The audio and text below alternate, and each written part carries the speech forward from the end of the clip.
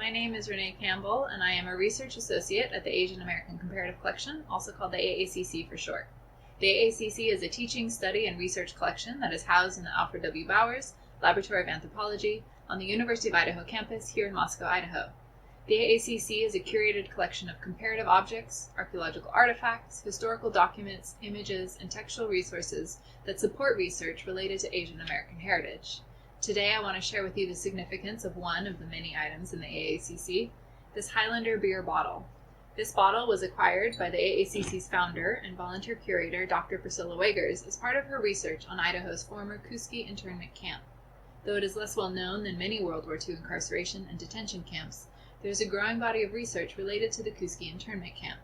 2 books authored by Dr. Wagers, an archaeological project led by Dr. Stacy Camp, a scrapbook of photographs digitized by the University of Idaho's Special Collections, and documents on file in the National Archives, the AACC, and elsewhere provide a rich historical record for this site, and it is through sources like these that we are able to reconstruct the connection between this beer and other basic rites at the Kooskia internment camp.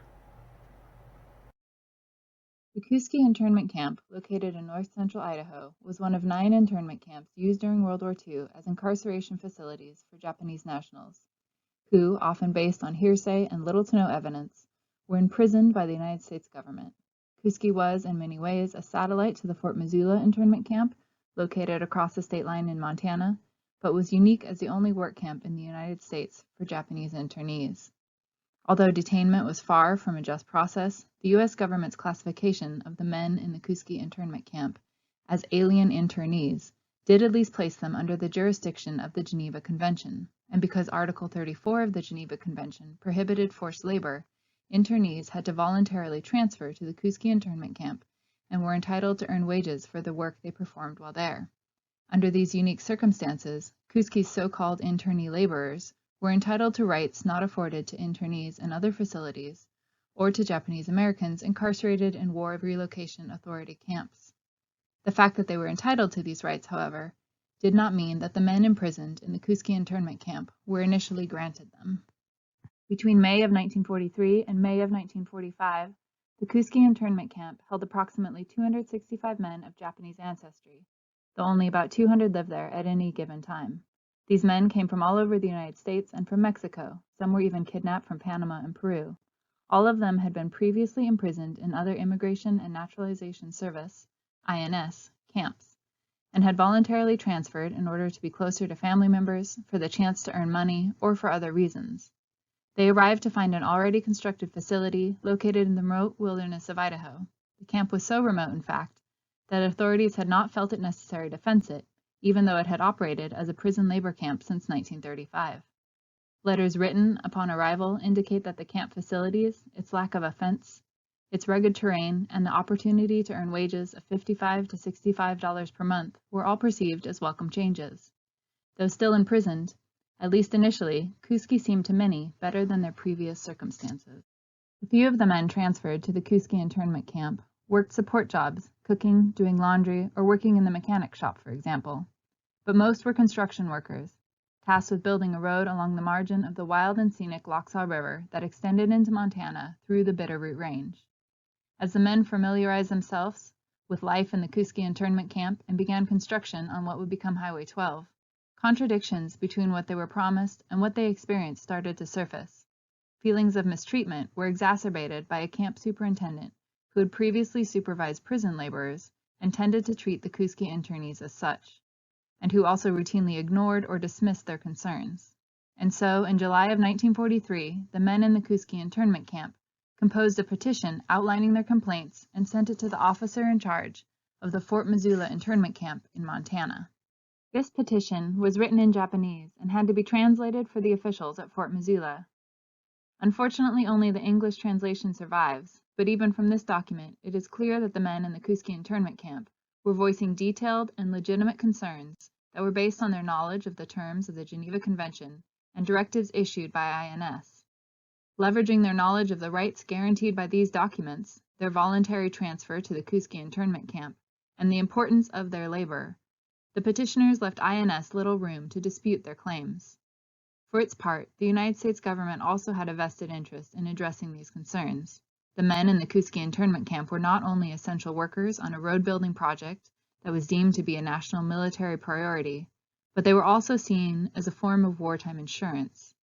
Under the Geneva Convention, the Kooskia internment camp was subject to regular inspections, including by Spanish officials, who acted as proxies for the Japanese government. Because these officials made reports to Japan, the United States government worried that mistreatment of Japanese internees would cause retaliation by the Japanese government against American prisoners of war. Following this petition, authorities reacted swiftly to correct conditions at the Kooskia internment camp. Over the next few months, a doctor was transferred to the camp, dental care was made available, and much-needed safety equipment materialized. Administrative and procedural changes were also put into effect to improve both working and living conditions at the camp. Among the basic rights protected by the Geneva Convention and invoked by the men in the Kooskia internment camp were access to recreational pursuits and to food and drink rations equal in quantity and quality to that of American troops at base camps. While these rights may seem minor when compared to adequate dental care or access to a doctor, they were essential to regaining a sense of control and normalcy, however small, in the daily lives of prisoners who had been uprooted from their homes and families, isolated in an unfamiliar wilderness, and classified as enemy aliens by the United States government. As stated in their petition, living in a no man's land and engaging in unaccustomed work made the men feel quite lonely, and proper recreational facilities were a necessary step towards making their lives happier and brighter while imprisoned. In response to the petition, opportunities for recreational activities increased. The Kooskia internment camp began showing movies 3 nights a week, and weekly schedules were posted on a blackboard in English and Japanese.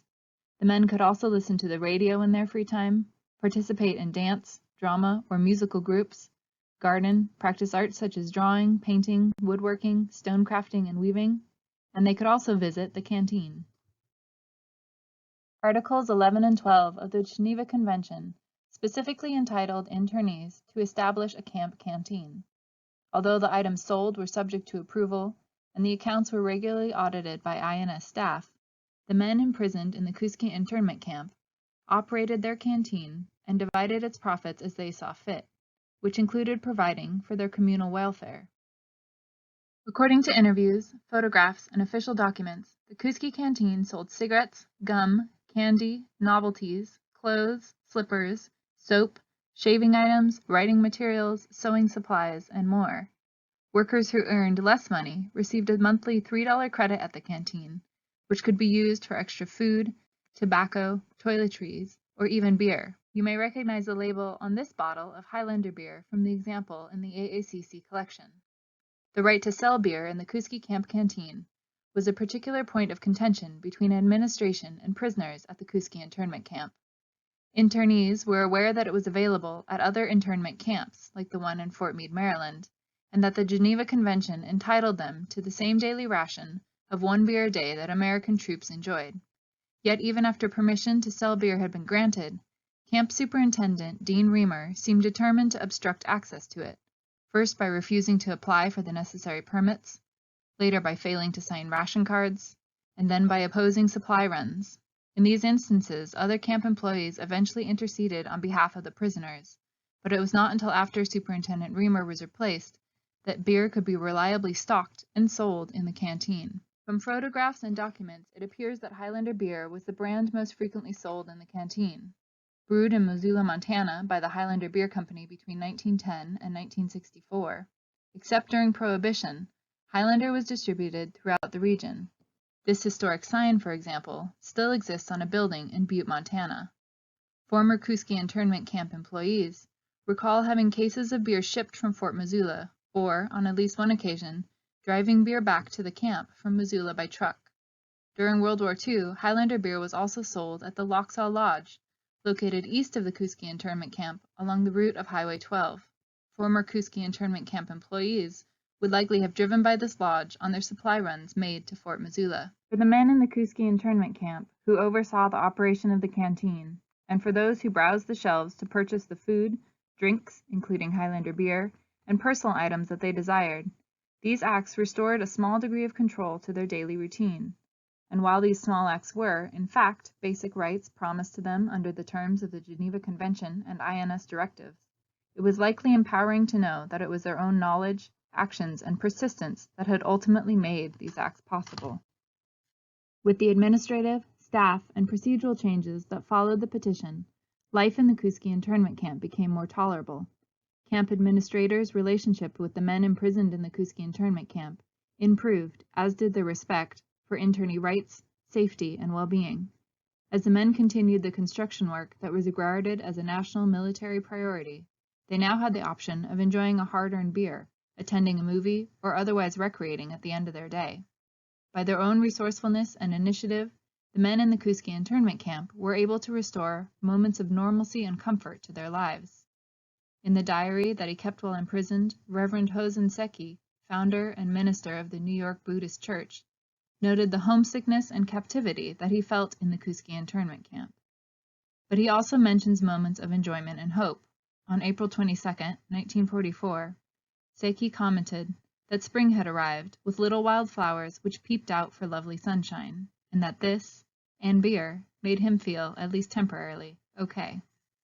Beers sold at the Kooskia internment camp canteen contributed to some of these moments of enjoyment, but were also facets of basic rights, as defined by the provisions of the Geneva Convention and INS directives. The Highlander beer bottle in the AACC collection is a reminder of the determination and resourcefulness by which the men in the Kooskia internment camp secured these basic rights, respect from camp administration, and moments of leisure, all while imprisoned in an isolated and unfamiliar wilderness. Cheers to them. And thank you for watching this presentation. More information about the Kooskia internment camp can be found at the following links, and also in Dr. Priscilla Wager's 2010 book, Imprisoned in Paradise, Japanese Internee Road Workers at the World War II Kooskia Internment Camp.